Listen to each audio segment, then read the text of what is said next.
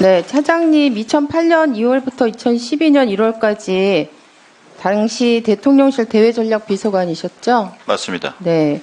그 2003년도 참여정부가 출범하고 난 다음에 청와대 국가위기관리센터가 확대된 거 아시죠? 기존에는 통일, 군사, 외교 요것만 주로 이제 국가위기관리를 담당했다면 재난재해 분야하고 그다음 사이버, 물류, 에너지, 식량 이런 핵심 기반 분야도 국가위기로 관리해야 된다. 이렇게 해서 위기를 33개의 위기를 설정하고 상황별 세부 대처 계획을 규정한 위기 대응 매뉴얼을 280여 권 만들고 각 그 단위별로 기관별로 훈련하고 그 훈련 결과 부처 평가하고 이렇게 당시 2003년에 청와대 국가위기관리센터 이렇게 운영됐던 거 알고 계시죠? 저는 2008년부터 근무했습니다. 왜냐하면 왜 그 비서관한테 여쭤보냐면요. 예, 김태호 당시 비서관은 이렇게 말했습니다. 노무현 정부의 NSC 사무처는 사실상 각 부처의 안보, 외교, 전략 수립, 기획 전부 관장하면서 각 부처에 대한 업무 지시까지 했다. 이거 권한 남용이다. 그렇게 얘기하면서 국가위기관리센터가 전통적인 통일, 군사, 외교, 안보 이 기능만 남겨놓고 사실상 사무처를 폐지하고 위기 정보 상황팀으로 축소시킨 당사자이기 때문입니다. 이거를 하신 분이 이명박 정부 출범하자마자 이거를 조치를 실시하신 분이 김태호 비서관입니다. 그렇기 때문에 김태호 비서관은 참여정부 때 국가위기관리센터의 내용에 대해서 잘 파악하고 있는 분이죠. 당시에 이렇게 됐기 때문에 아까 김미애 의원님이 그 안보실장님한테 이 이태원 참사 사건에서 질문을 했을 때 사실 안보실장님 대답하기 어려웠을 겁니다. 왜냐하면 안보실장님은 통일, 군사, 외교 주로 이걸 다루고 있기 때문입니다. 그래서 비서실장님이 나서서 대신 답변을 하실 수밖에 없는 이런 시스템이 된 겁니다. 실제로 이번 참사에서 대통령은 11시 1분에, 행안부 장관은 11시 20분에, 경찰청장은 00시 14분에 보고받았습니다. 이거 정상적인 보고책이 아니죠. 거꾸로 된 거죠, 완전히. 비서관님, 거꾸로 된 거죠? 그죠? 대통령님이 제일 먼저 아시는 건 거꾸로 된 거죠? 저한테 예 맞습니다. 예. 아니 비서관한테 제가 질문했는데 왜 비서실장님 대답하십니까? 김태호 비서관 제가 지금 저는 지금 1차장입니다. 저 1차장 예전에 1차장님 거꾸로 된 거죠? 정상적인 보고 체계가 작동이 안 된 거죠?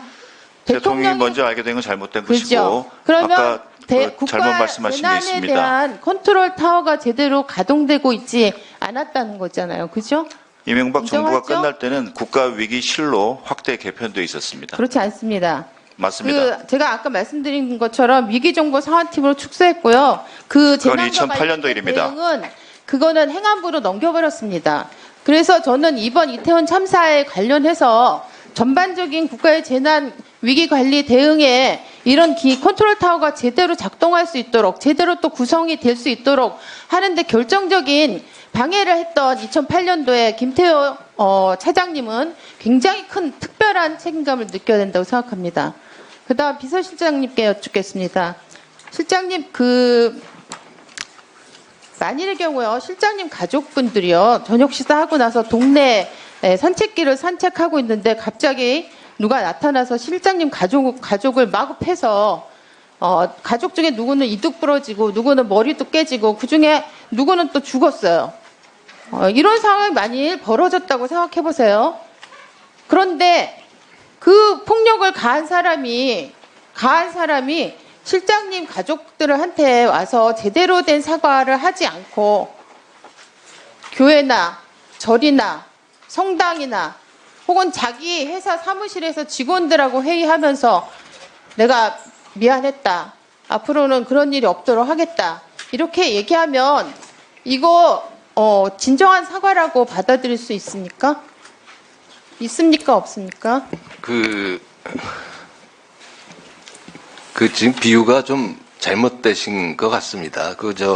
아까도 말을 했지만 자, 그럼 현장에서 PPT 를 사람을 한번 보세요. 때린 사람을 해야지. PT를 한번 보십시오. 이거 지금 윤석열 대통령이 하신 말씀입니다. 위기 상황에서 정부가 국민을 어떻게 보호하느냐에 그 정부의 존재 이유가 있는 것인데 이 정부는 문재인 정부는 존재 이유를 증명하지 못한 것 같다. 이렇게 말했습니다. 국민들이 6시 34분에 전화를 112 전화를 했을 때는 자기를 살려달라고 전화한 겁니다. 국가의 존재 이유가 없다는 것을 이태원 참사는 명백하게 증명한 것입니다. 꼭 손으로 때리고 주먹으로 때려야만 가해입니까? 그래서 과연 왜 이런 사태가 자, 말도 안 되는 그런데도 사태가 불구하고요. 벌어졌는지를 지금 조사하는 거 지금 이렇게 아니겠습니까? 하신 게 충분히 사과했다고 말씀하십니다. 저는 그렇지 않다고 봅니다. 사과에도 모든 거는 때와 장소와 적절한 형식이 다 있다고 봅니다. 거기에 그 사람의 진정성이 담겨 있다고 봅니다. 그런데 대통령님께서는 지금 경찰들한테 불호령을 내리면서 책임 추궁하겠다고 얘기하고 계십니다. 이건 완전히 유체 이탈 화법입니다. 다음 PT 한번 보여주세요. 지금 이게 오늘 난 신문 기사입니다. 미국인 희생자 아버지가 뭐라고 얘기했느냐. 대한민국 대통령부터 책임지는 모습을 보여라. 이렇게 얘기했습니다. 어떻게 생각하십니까?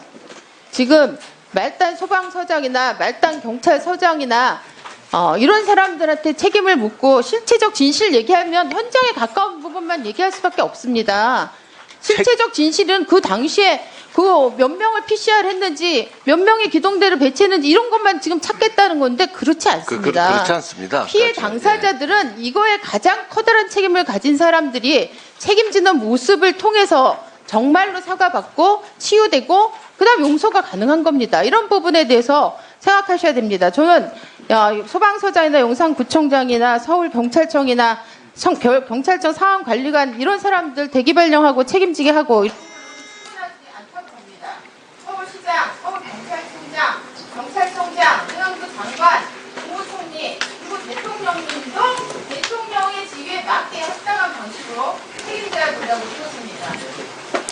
그 대통령께서도 지휘 고하를 막론하고 책임 그 소재를 밝히겠다. 그러니까 좀 기다려 보시죠.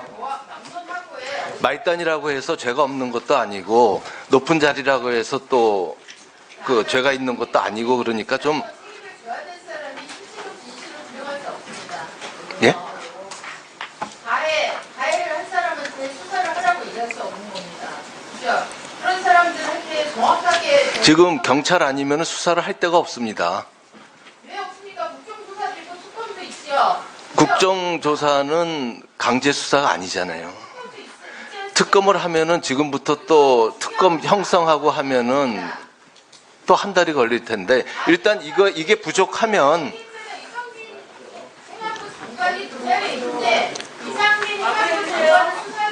이게 부족하면 예, 특검으로 강민정 의원님 정리해 주십시오. 의원님들께서 정해 주십시오. 예, 예. 책임질 사람이 정확하게 책임져서 제자리에서 물러나야지만 저는 제대로 된 실체적 진실 규명이 가능한 수사가 가능하다고 봅니다. 이 부분에 대해서 정확하게 판단하시고 받아들이시기 바랍니다. 바로 조치가 있었으면 좋겠습니다. 저는. 예,